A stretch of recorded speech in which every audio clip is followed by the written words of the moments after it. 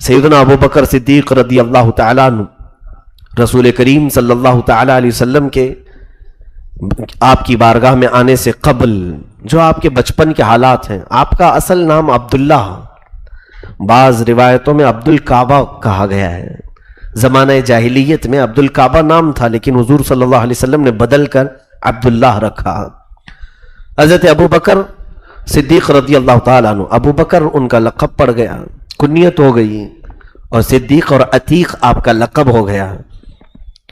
حضرت ابو بکر خود فرماتے ہیں کہ بچپن سے میری حالت ایسی تھی کہ کبھی میں نے کسی بت کے سامنے سجدہ نہیں کیا۔ وہ کفر اور شرک کے زمانے میں تھے جہاں ہر طرف بت پرستی تھی۔ خود ان کے گھر میں ایک کمرہ تھا جہاں بتوں کو رکھا گیا تھا۔ حضرت ابو بکر فرماتے ہیں میرے باپ ابو قحافہ، جن کا نام عثمان ہے، حضرت ابو بکر کے والد ابو قحافہ ایک دن ان کی گردن پکڑ کر کے لے آئے، کہا چل ان معبودوں کے سامنے تو کھڑا ہو جا جو ہماری حفاظت کرتے ہیں اور ہماری دیکھ بھال کرتے ہیں، اور یہ کہہ کر کے مجھے کمرے میں چھوڑ دیا اور دروازہ بند کر کے چلے گئے کہ جتنی دیر کھڑا رہے گا عبادت کرے گا۔ حضرت ابو بکر کہتے ہیں میں چھوٹا تھا، میں ایک بت کے سامنے آیا اور کہا کہ مجھے بھوک لگ رہی ہے، کچھ کھانا کھلا دو۔ بہت دیر تک اس نے کچھ جواب نہیں دیا۔ پھر کہتے ہیں میں نے کپڑے اتارے اور کہا میں بے کپڑے کا ہوں، مجھے تھوڑا کپڑے پہنا دو۔ کون حرکت کرے گا؟ کیا بتوں میں بھی کوئی حرکت ہوتی ہے؟ تو حضرت ابو بکر صدیق کہتے ہیں میں نے اٹھا کر کے دے مارا تو وہ گر گیا۔ پھر میں کہا کہ میں مارا ہوں، اٹھ کر بیٹھ تو جاؤ۔ صدیق اکبر اللہ تعالیٰ عنہ اپنے حالات یہ بیان کرتے ہیں، پھر میں دروازہ کھول کر آیا۔ اس کے بعد سے بچپن سے مجھے اس طرح کی چیزوں سے نفرت تھی۔ یہ دیکھیں یہ من جانب اللہ ہوتی ہے، اللہ کی طرف سے جو قلبی ہدایت ملتی ہے۔ بعض ایسے لوگ ہوتے ہیں جن کو خرافات سے کوئی لین دین نہیں ہوتا، ایسے آج ہمارے زمانے میں بھی بہت سارے پڑھے لکھے لوگ ہیں جو جاہلوں کی حرکتوں سے نفرت کرتے ہیں۔ میں سمجھتا ہوں انہیں دعوت اسلام دینے کی ضرورت ہے کہ وہ اگر اسلام کی سچائیوں کو دیکھیں گے تو یقیناً وہ اسلام قبول کریں گے۔ بہت ساری خرافات، جبکہ کوئی دعوت اس وقت نہیں چل رہی تھی، رسول پاک صلی اللہ علیہ وسلم کی دعوت ابھی شروع نہیں ہوئی تھی، تب کی بات حضرت ابو بکر کہتے۔ دو خاصیتیں ابو بکر صدیق کی زندگی میں اسلام لانے سے پہلے سے تھی۔ ایک، آپ نے کفر نہیں کیا، یعنی شرک نہیں کیا، کسی بھی بت کے سامنے نہ ہاتھ پھیلایا نہ سجدہ کیا، اسلام لانے سے پہلے ہی۔ دوسری عادت فرماتے ہیں کہ عرب میں شراب پانی کی طرح پیا جاتا تھا، شراب نہ پینے والے کو نامرد کہتے تھے اور کنجوس کہتے تھے، الگ الگ طریقے سے تانے مارتے تھے۔ شراب اس طرح سے عام تھی۔ حضرت ابو بکر فرماتے ہیں میں نے بچپن سے ہوش آنے کے بعد سے لے کر کبھی بھی شراب کو ہاتھ نہیں لگایا۔ کون تبلیغ کیا تھا آپ کو؟ کس نے بتایا تھا؟ جبکہ اس وقت شراب کے حرام ہونے کا کوئی تصور بھی نہیں تھا لوگوں کے دماغ میں۔ فرماتے ہیں ایک بار میں گزر رہا تھا راستے سے، تو ایک شرابی کو دیکھا شراب کے نشے میں دھت پڑا ہوا ہے، اور اس نے غلاظت کر لی تھی۔ وہیں پر شراب کے نشے میں اس نے غلاظت کر لی، پخانہ کیا ہے، اور اپنی غلاظت میں ہاتھ ڈالتا ہے اور منہ تک لے جاتا ہے، ہاتھ ڈالتا ہے اور منہ تک لے جاتا ہے۔ حضرت ابو بکر صدیق فرماتے ہیں اسی دن میں نے کہا کہ واللہ حرم علی الخمر، کہ حرمت علی الخمر، میں نے اپنے آپ پر خمر یعنی شراب کو حرام کر لیا تھا، کہ ایسی نحوست جس آدمی کو اس کی غلاظت کا پتہ نہ ہو ویسی چیز میں کیوں کروں۔ پھر آپ سے مکہ والے کہتے تھے کہ کبھی کبھار ایک دو چٹکیاں لے لو۔ حضرت ابو بکر فرماتے ہیں کہ شراب کے متعلق ہم نے سنا ہے کہ یہ عقل پر پردہ ڈالتی ہے، اور میں نہیں جانتا کہ کوئی عقل والا شراب کو پیے گا، عقل رکھنے والا شراب کو پیے گا۔ حضرت ابو بکر کا یہ جملہ یاد رکھو کہ تمہارے پاس اگر آنکھ ہے تو آنکھ رکھنے والا اپنی آنکھ میں مٹی نہیں ڈالے گا، کیوں؟ اسے پتا ہے میری آنکھ خراب ہو سکتی ہے۔ جس کے انگلیاں موجود ہیں وہ انگلیوں پر چھری نہیں چلائے گا، کیوں؟ اسے پتا ہے کہ انگلیاں کٹ جائیں گی۔ تو فرماتے ہیں کہ عقل پر جب پردہ پڑ جاتا ہے شراب کی وجہ سے، تو پھر وہ کیسا بے عقل ہے جو اپنی اچھی خاصی عقل کو شراب کے ذریعے سے برباد کر رہا ہے. آج تو دنیا میں فیشن ہے, شراب کو ایسا عروج دیا گیا ہے, بڑے بڑے امیروں کی یہ شان سمجھی جاتی ہے, جب تک ان کے گھروں میں, اب تو حال یہ ہے کہ بیوی بچوں کے ساتھ پیا جا رہا ہے. اور مسلمانوں یاد رکھنا, تمہارے لیے جب اللہ اور اس کے رسول صلی اللہ علیہ وسلم نے حرام قرار دیا ہے تو اس میں کوئی نفع نہیں ہو سکتا, کوئی فائدہ نہیں ہو سکتا. شراب کو بھول سے بھی ہاتھ نہ لگائیں, ورنہ قیامت کے دن کے متعلق حدیثوں میں ملتا ہے کہ جہنمیوں کا یا مجرمین کا جو قیامت کے دن سڑے ہوں گے, گلے ہوں گے, ان کا پیپ نکال کر کے شرابیوں کو پلایا جائے گا کہ یہ شراب پیتے تھے, دنیا میں مزے لیتے تھے, اب آج یہاں یہ پیو. اور وہ بھی ایک روایت میں ہے کہ مائے حمیم بھی انہیں دیا جائے گا, کفار و مشرکین کو بھی اور شراب پینے والوں کو بھی. مائے حمیم وہ ہے کہ تم اگر اس کھولتے ہوئے گرم پانی کو صرف منہ کے قریب کرو گے تو اس کی بھاپ سے ہونٹ نیچے کا لٹک کر زمین تک چلا جائے گا. اتنا کھولتا ہوا گرم پانی انہیں دیا جائے گا پینے کے لیے. اس نحوست سے بہت دور رہو, بہت دور رہو. بلکہ رسول پاک صلی اللہ علیہ وسلم نے شراب سے متعلق جتنے لوگ ہیں سب پر لعنت فرمائی. شراب کے لیے انگور نچوڑنے والا اس پر بھی لعنت ہے, شراب اٹھا کر کے لانے والا اس پر بھی لعنت ہے, شراب بیچنے والا اس پر بھی لعنت ہے, شراب کی خرید و فروخت کسی کتاب میں لکھنے والا اس پر بھی لعنت ہے. شراب خریدنے والا, بیچنے والا, پینے والا سب اس گناہ میں مبتلا ہیں. 10 قسم کے لوگ جو شراب سے متعلق ہیں, ریلیٹڈ ہیں, ان سب پر اللہ اور اس کے رسول کی لعنت آئی ہے. یہ مسلمانوں کا شیوا ہو ہی نہیں سکتا, یہ مسلمانوں کا طور طریقے ہو ہی نہیں سکتے. صدیق اکبر رضی اللہ تعالیٰ عنہ فرماتے ہیں اسلام لانے سے پہلے بھی کبھی بھی میں نے شراب کو ہاتھ نہیں لگایا.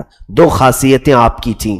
یہاں سے ایک بات پتہ چلتی ہے, کسی نے سوال کیا تھا مجھ سے کہ کچھ ایسے لوگ جن تک کوئی نبی پہنچے نہ ہو, جن تک کوئی عالم پہنچے نہ ہو, ایسا کوئی گاؤں, ایسا کوئی شہر ہو اور وہ اسلام نہیں لائے اور وہ اللہ اور اس کے رسول کو نہیں پہچانے, تو ان کے ساتھ کیا معاملہ ہوگا.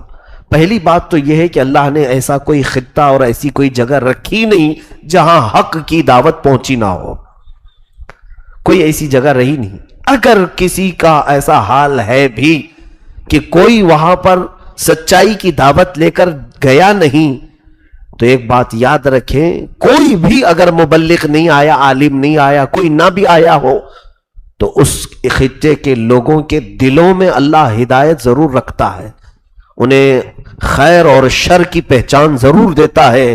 اب مجھے بتاؤ 550 سال سے کوئی نبی مکہ میں نہیں آئے تھے, مکہ کیا پوری دنیا میں کوئی نبی نہیں آئے تھے. 550 سال کا عرصہ معمولی ہوتا ہے؟ 550 سال کی اتنی بڑی مدت گزر گئی, کوئی نبی نہیں آئے تھے دنیا میں. سیدھے حضرت عیسیٰ علیہ السلام کے بعد میرے آقا صلی اللہ علیہ وسلم پیدا ہوئے, اور حضور اکرم صلی اللہ تعالیٰ علیہ وسلم اور حضرت عیسیٰ علیہ السلام کے بیچ کا جو عرصہ ہے اس کو زمانہ فترت کہتے ہیں. کیا وہ سارے لوگ جہنم میں جائیں گے؟ ان کے پاس تو کوئی نبی تھا نہیں. کیا وہ سارے لوگ کفر کرتے تھے؟ نہیں میرے عزیزوں, ان میں بیشتر لوگ ایسے تھے جو ایک خدا کی عبادت کرتے تھے. حضرت عبد المطلب ہیں, حضور صلی اللہ علیہ وسلم کے دادا, حضور صلی اللہ علیہ وسلم کے والدین کریمین, اور بھی کئی ایسے لوگ ہیں, ورقہ بن نوفل, زید بن عمر. یہ وہ لوگ ہیں جو حضور صلی اللہ علیہ وسلم کی بعثت سے پہلے تھے, لیکن انہوں نے کبھی شرک نہیں کیا, کبھی کفر نہیں کیا, اور پھر وہ ایک خدا کی عبادت کرتے تھے. یہ اور بات ہے کہ رسول کوئی نہیں تھے. اب یہاں میں یہ بات سمجھانا چاہ رہا ہوں کہ صدیق اکبر رضی اللہ تعالیٰ عنہ شراب سے بچے کہ نہیں بچے. پورے تقریباً 37 سال تک, 37 سال کی عمر ہو گئی تھی آپ کی جب میرے آقا صلی اللہ علیہ وسلم کی عمر پاک 40 سال تھی. آپ کی عمر تقریباً 37 ساڑھے 37 سال کے قریب تھی. اتنی عمر تک کبھی شراب نہیں پیے اور کبھی بتوں کو سجدہ نہیں کیا. تو کس نے منع کیا تھا آپ کو؟ کون تھا آپ کو جو ان حرام کاریوں سے روکا تھا؟ میرے عزیزو, اسی کو کہتے قلبی ہدایت. من جانب اللہ جو ہوتی ہے وہ ہدایت تقریباً سب کے پاس ہوتی ہے، لیکن استعمال بندے بہت کم کرتے ہیں۔ قرآن خود کہتا ہے وَهَدَيْنَاهُ النَّجْدَيْنِ، ہم نے خیر و شر کو پہچاننے والی دونوں چیزیں انسان کو دی ہیں۔ اللہ تعالیٰ قرآن میں فرماتا ہے وَنَفْسٍ وَمَا سَوَّاهَا فَأَلْهَمَهَا فُجُورَهَا وَتَقْوَاهَا، دونوں چیزیں ہم نے انسان کے دل میں ڈالی ہیں، برائیوں کی بھی اور اچھائیوں کی بھی۔ تم پرکھ سکتے ہو، پہچان سکتے ہو۔ مجھے بتاؤ کہ آج لوگ ہم سے سوال کر رہے ہیں کہ شراب کے متعلق معلوم نہیں تھا حرام ہے کہ نہیں ہے، جوے کے متعلق معلوم نہیں تھا حرام ہے کہ نہیں ہے، سب کر لیے، ان سب کے بارے میں تو تم کہتے ہو، لیکن مجھے یہ بتاؤ کس عالم نے، کس مبلغ نے تمہیں آگ میں ہاتھ ڈالنے سے منع کیا؟ تم خود ہی تو بچپن سے بچ رہے ہو، بچپن سے تم خود ہی بچ رہے ہو۔ آگ میں ہاتھ ڈالنے سے کسی نے منع کیا تمہیں؟ کہیں تقریریں ہوتی ہیں آگ کے بارے میں کہ آگ میں ہاتھ نہ ڈالو، آگ میں ہاتھ نہ ڈالو۔ آپ کا سینس آپ کو بچا رہا ہے، یعنی اتنی ہدایت اللہ کی طرف سے خود تمہیں ملی ہوئی ہے، تم نے آگ کو گرم دیکھا، ہاتھ نہیں ڈالتے۔ بچے کو ایک بار گرم کوئی برتن ہاتھ کے قریب لگاؤ، ایک بار چٹکا لگے پتہ چل جاتا ہے، پھر دوبارہ وہ بچہ ہاتھ بھی نہیں لگاتا۔ یہ ہدایت اسے خود اللہ کی طرف سے ملتی ہے۔ اسی طرح میرے عزیزو، آج اگر تمہارے پاس عالم نہ بھی ہو تو تمہارے پاس اللہ تعالیٰ کی ہدایت ہے دلوں میں، اس کا استعمال کرو۔ بات ہم آتے ہیں صدیق اکبر اللہ تعالیٰ عنہ کی سیرت پاک پر۔ دو چیزیں آپ نے زندگی میں کبھی نہیں فرمائی اسلام لانے سے پہلے۔ ایک بار ایسا ہوا کہ آپ تجارت میں بڑے ماہر تھے اور مکہ کے بڑے مشہور تاجروں میں آپ کا نام آتا تھا، بڑے مشہور تاجروں میں۔ حورا ملک شام کا کوئی علاقہ، تجارت کی غرض سے آپ نکلے۔ اس سے قبل آپ نے خواب دیکھا، حضرت ابوبکر صدیق رضی اللہ تعالیٰ عنہ نے خواب میں دیکھا کہ آسمان سے ایک نور نکل کر کے آیا ہے اور پورے مکہ پر پھیل گیا، اور حضرت ابوبکر فرماتے ہیں وہ نور ایسا بارش کی طرح گر رہا تھا کہ مکہ کا کوئی گھر اس نور سے خالی نہیں تھا۔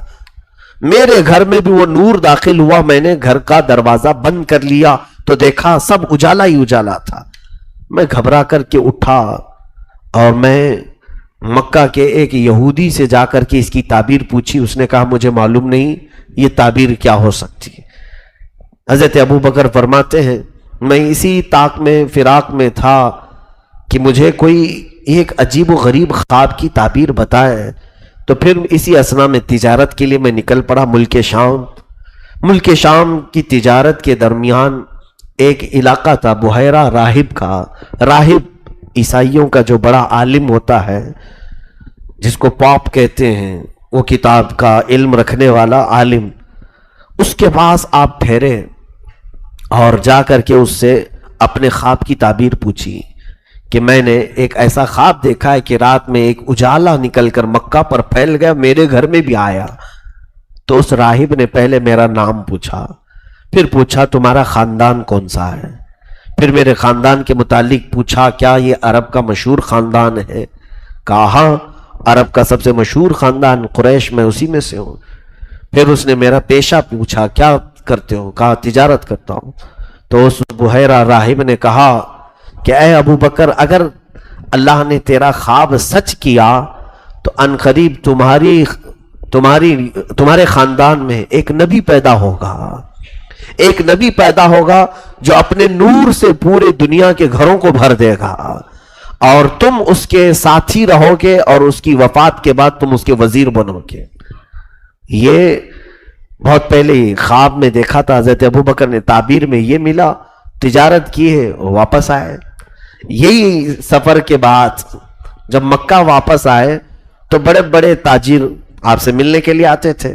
لوگوں نے پوچھا ابو بکر کیسی رہی تجارت؟ کہا بہت اچھی ہوئی، بہت نفع کما کر کے آیا ہوں۔ تم بتاؤ مکہ میں کوئی نئی بات تو نہیں، سب ٹھیک ٹھاک ہے؟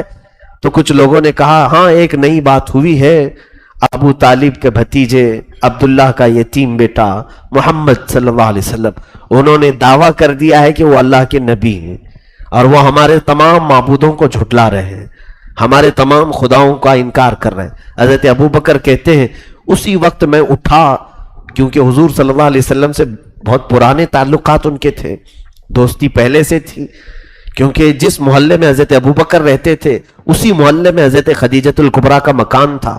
رسول پاک صلی اللہ علیہ وسلم اپنی شادی کے بعد حضرت خدیجہ کے مکان میں منتقل ہو گئے تھے. حضرت صدیق اکبر سے وہی محلے میں رہنے کی وجہ سے ملاقاتیں تھیں. اور دوسری سب سے بڑی بات یہ تھی طبیعت مزاج ملتا جلتا تھا. میرے آقا صلی اللہ علیہ وسلم کبھی شراب کو ہاتھ نہیں لگائے. حضور پاک صلی اللہ علیہ وسلم کبھی کسی بت کے پاس نہیں گئے. صدیق اکبر کی طبیعت میں بھی یہ عادتیں تھیں. تو ایسے ہم مزاج لوگوں کی دوستی بھی جلدی ہوتی ہے. اسلام کی دعوت شروع ہونے سے پہلے ہی حضرت ابوبکر کو حضور صلی اللہ علیہ وسلم سے ایک انسیت تھی. جاتے تھے مل بیٹھ کر باتیں کرتے تھے. حتیٰ کہ میرے آقا صلی اللہ تعالی علیہ وسلم کی شرم و حیا حضرت ابوبکر کو بہت پسند تھی.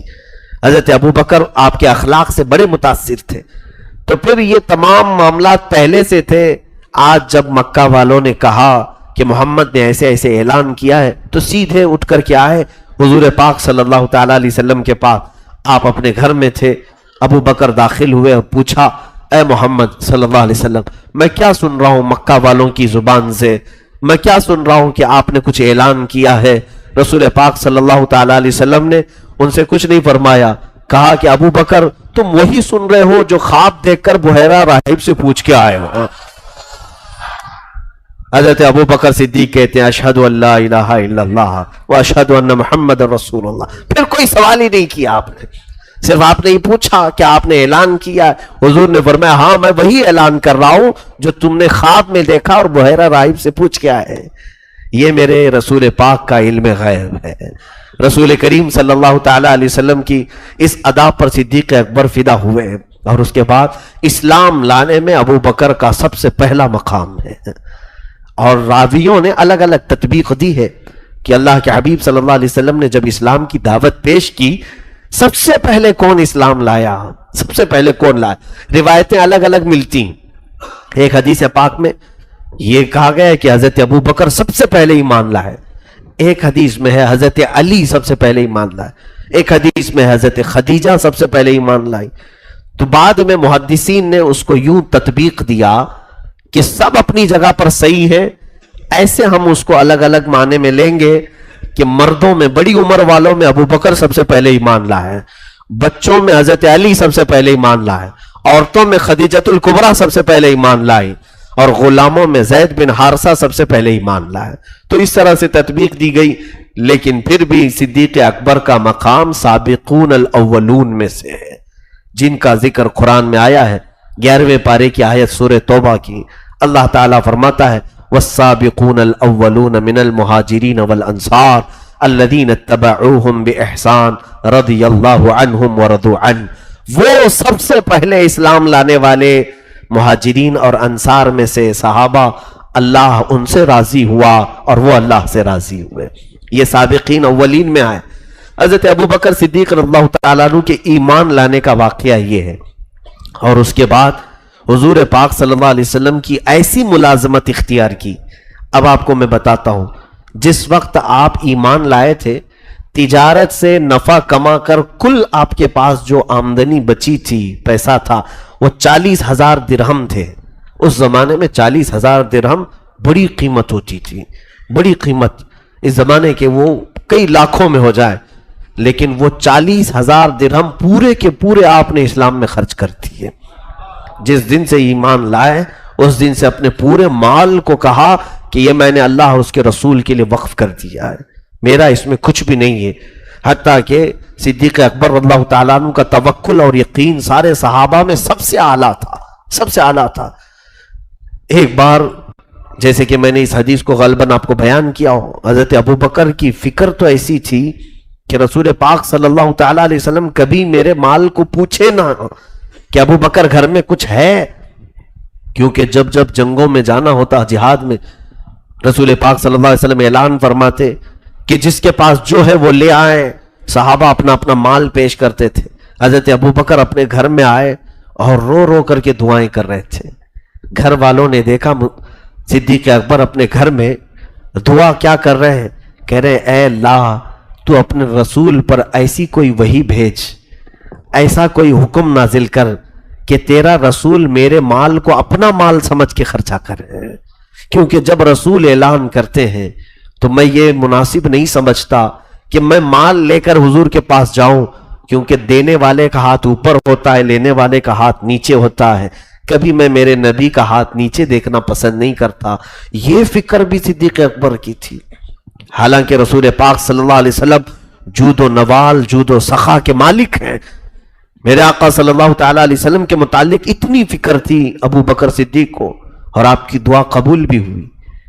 حضور پاک صلی اللہ علیہ وسلم اچانک گھر میں تشریف لائے، آپ بیٹھے ہوئے تھے، گھر والے، اللہ کے حبیب صلی اللہ علیہ وسلم سیدھے ان کے گھر میں داخل ہوئے، ایک حجرے میں گئے، ان کے بکسے میں ایک ٹرنک میں اٹیچی میں کچھ رکھا ہوا تھا، وہ اٹھا لیا۔ میرے آقا نے کہا ابو بکر میں یہ لے جا رہا ہوں، فلاں جگہ خرچ کرنا ہے، فلاں جگہ خرچ کرنا ہے۔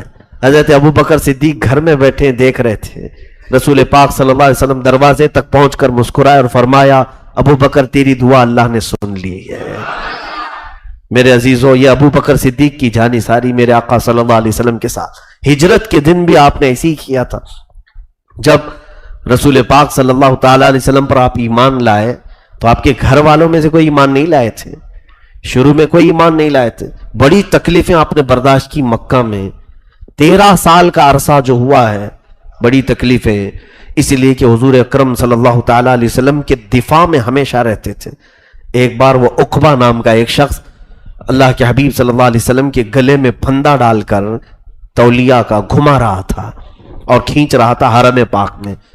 حضرت ابو بکر صدیق رضی اللہ تعالیٰ عنہ اتنی تیزی سے اس پر جھپٹ پڑے، چیل کی طرح جھپٹا اس کو اور اس کو گھونسے لگائے، الگ کیا اور کہا تم بے شرمو، تمہیں اس بات کا خیال نہیں کہ کس کے ساتھ تم کیا معاملہ کر رہے ہو؟